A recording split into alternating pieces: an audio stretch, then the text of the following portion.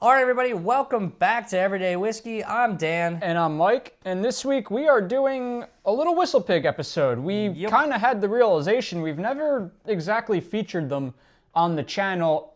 I don't want to say in full, because we're not doing their full line. They have a ton of products, but we are doing a lot of the core varieties, the ones that you will most commonly find available in stores.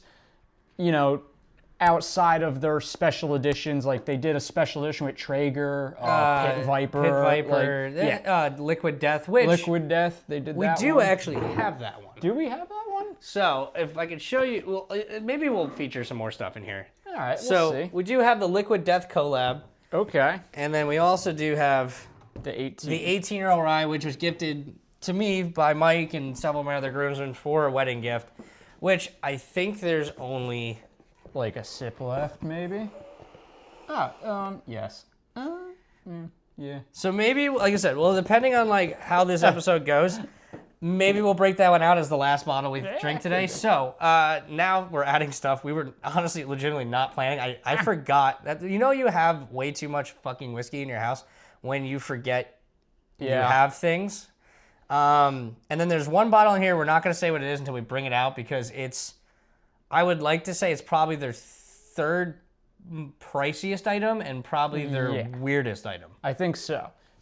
So things we aren't including, Boss Hog, obviously. $700 for a bottle. Yeah. The new one's stupid. It's a Tandai barrel. I don't understand. I don't know. Whistle Pig, we love you. I don't understand a Tandai barrel. Yeah, and I'm not spending that kind of money on a bottle of whiskey. Nothing's like Someone wants to donate it or give us samples, by all means, we'll do it. But take yeah, that. we're not going out and buying a $700 bottle of whiskey, unless you guys send us money too. We could do that too.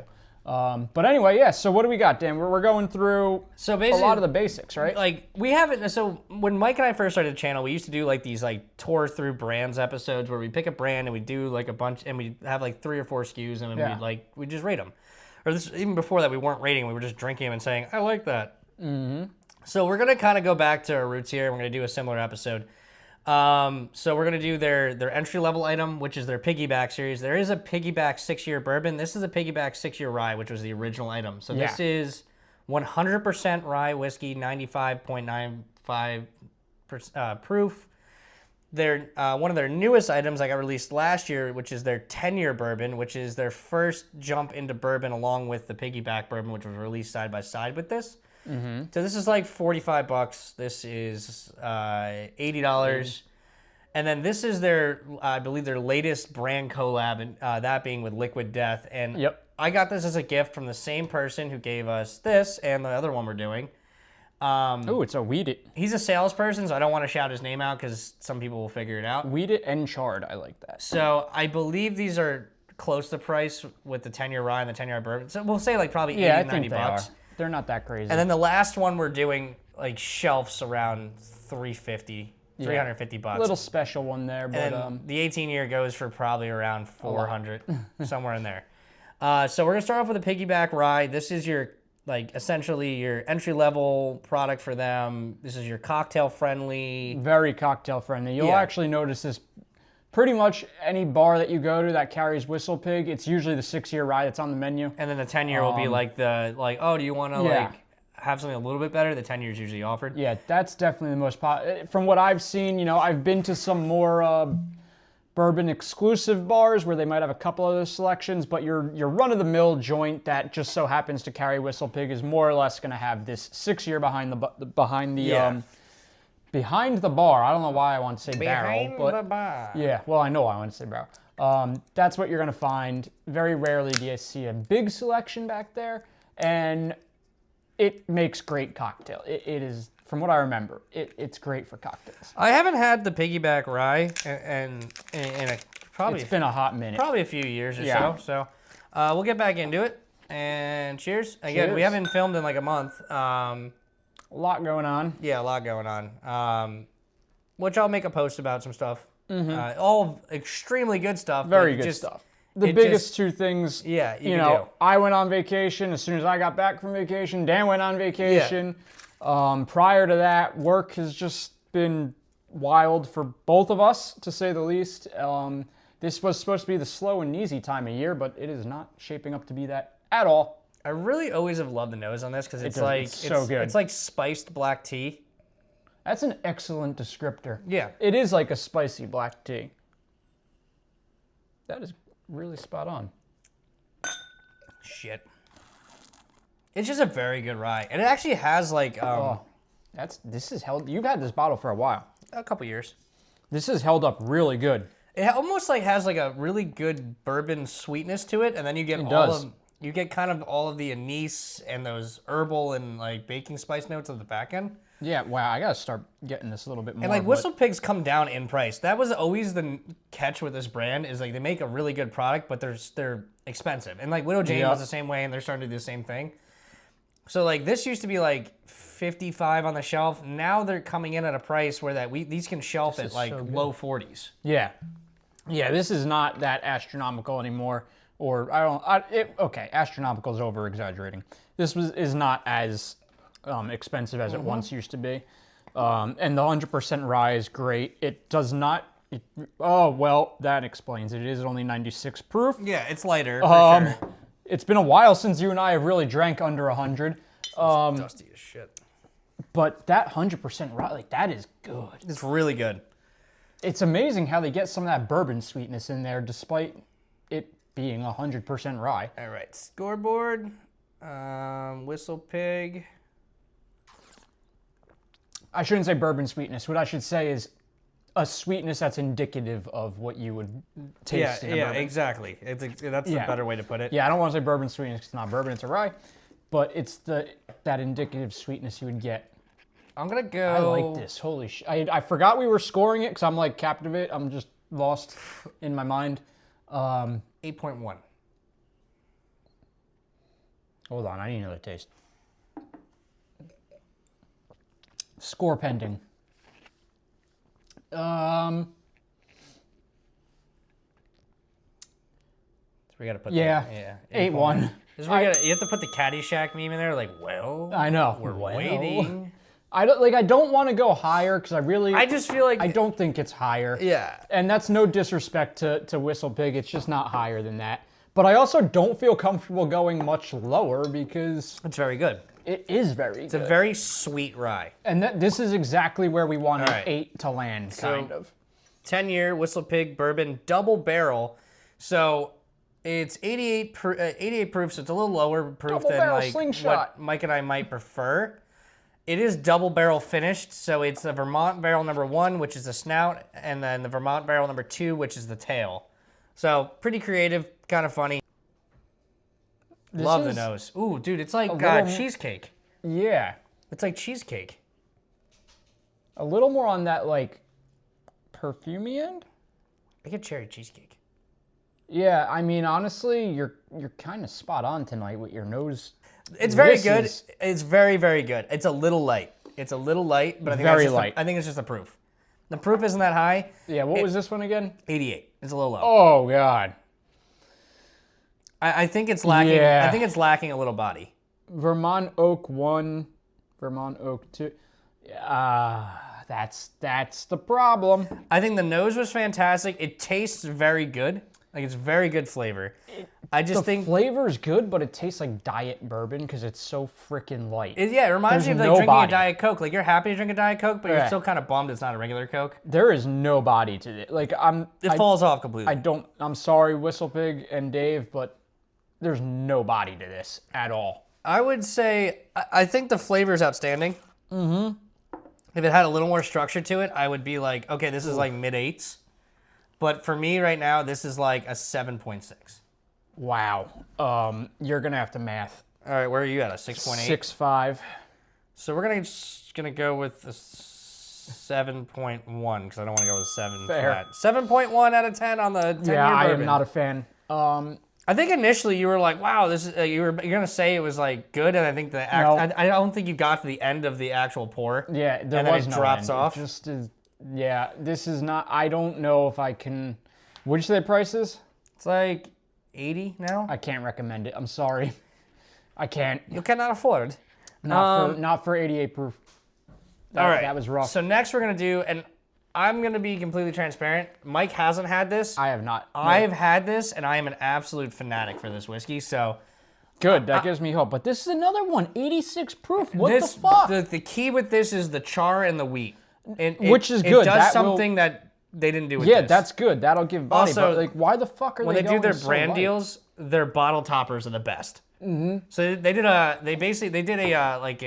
what was it called? It was a roadstock rye. Yeah. That tasted like maple syrup pancakes, and the top was a tire. Yep. The Pit Vipers was a set of sunglasses. The Traeger, it looked like the top of a Traeger grill. I didn't pay attention to the Traeger And then one. this one is literally the top of a liquid death can. Yeah. So I've never rated this on camera. I'm just prefacing this. I can't say the word. I'm just saying prefacing this with saying I'm biased. I can't talk today. Just really. Oh my god. It's brass. That is heavy. Holy shit. Wow. Good for them. Yeah. You can hear it when it hits the table. Oh god.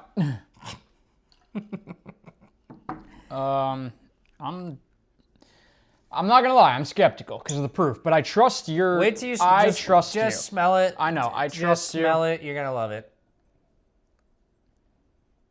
It's literally caramel. It just smells like it just smells like charred caramel. It does smell like caramel. It's a very light nose, but you could clearly identify the notes. And our buddy Gus, who was on the channel when we did the whole Buffalo Trace antique collection vertical, he just recently found his love for ryes. This is obviously a wheated whiskey, but I had him try this before we started filming, and he's like, I think I might like Whistlepig. And I'm like, I think you should try more stuff.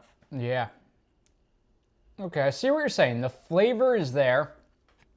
Still very light-bodied. Light-bodied, but I think it's got a little more punch to it. It does have a slightly... That makes it a little more attainable for me, because I think the proof is a little bit higher.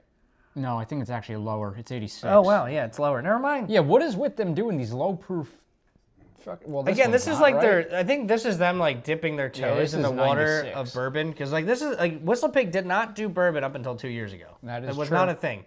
That is true. So hello, Whiskey Kitty. Much like the product we're gonna do probably right after this, I think if they increase the proof on some of this stuff, I think it'll be a much better product. But the only thing with that is the price has to go back up. They need to. I'm just gonna blame the Canadians because that's where they source. It's their fault, but no. In all seriousness, the proof needs to come up. Trudeau, God damn you! But I feel like they're walking a very thin line, where if they raise the proof, it might blow it out. Because even though this is 86, even though it has a very light body, it bites. It bites for an 86. Yeah, but for me, like I think it supplies a little structure that this didn't have. Like it definitely has a little bite to it, which I shouldn't really pick up when I'm used to drinking 115s and higher. Yeah, fair enough. So I think if they were to increase their proof, they need to do some aging. They need to do some finish. They got to do something to balance it out. Besides this, obviously it's a 10-year. Yeah. It goes without saying. Oh, this is like... Hello. Nah, it's a customer from earlier that I called at the store. Bye, customer. Yeah, I was using my personal phone to call customers for Not a good idea. Bottle. Wow, they really want you. Holy crap, man. Like, you know what? We're not going to hit the FU button. We're just going to let it ride. Yeah, just let it go. I forgot where I was even going with this. The customer interrupted us. Yeah, all right. So. What the fuck was that? We're good. It's my watch. No, but like I said. It sounded like the customer just flatlined. I'm like, call 911. This is also their first wheated whiskey, too, which I was kind of impressed that they did as well as they did with it. Yeah. And you get the notes of the wheat in there. I mean, or what I mean is like you get your typical wheated whiskey characteristics, a little sweetness in there.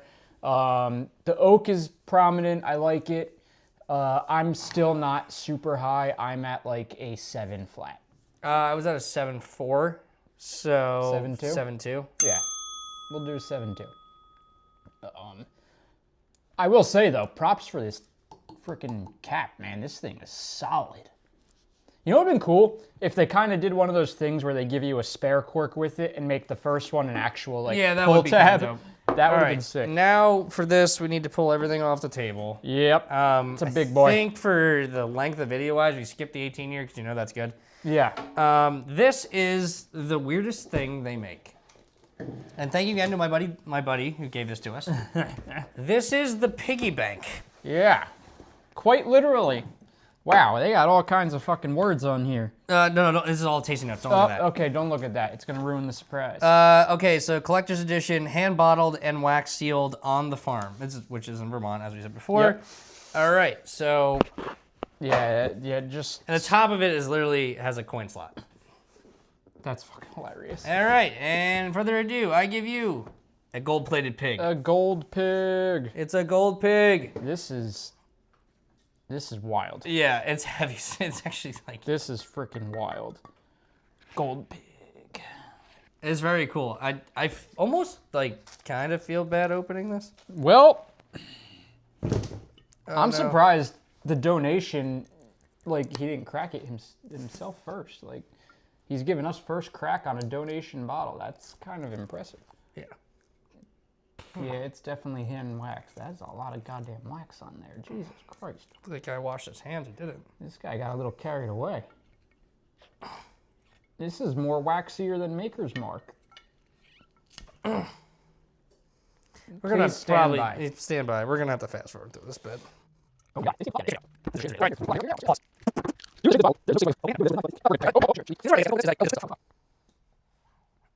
Oh. It's like, when I put this back in the box, is it gonna leak? Well, I don't know. Who knew I'd be drinking whiskey out of a pig's ass? Yeah, right? Pig ass. Oh, that's not fun to pour. I'm just gonna give you like a heads up. Yeah, So this is a 10-year rye, but it's a higher proof than their base rye. So it's 110 proof as opposed to the 88 proof on the base rye. And that's all I got. Perfect. So I guess that is the difference. Okay. Yeah, I almost just laid that down and I was like, wait. We've got an issue with swine. Yeah. Let me get where's the base. plate that it was on? We'll just put it back there for this. Maybe that's why the moisture pack is in there. It's a drip. And we'll find out by the end of the episode. Yeah, all right. Yeah, just leave it there and we'll see what happens. All right, let's have a little sip of Piggy Bank. Drink from the pig. Oh, okay. Smells amazing. Honestly, smells amazing. Ooh, it does smell really good. Love that. Now, what is this one? Is this a rye? 10-year-old rye, 10-year but rye? it's as opposed to their base rye, I think being 88 proof, this is 110. Oh, thank God. Let's go. So it's the highest proof thing we're having bar none today. Yeah.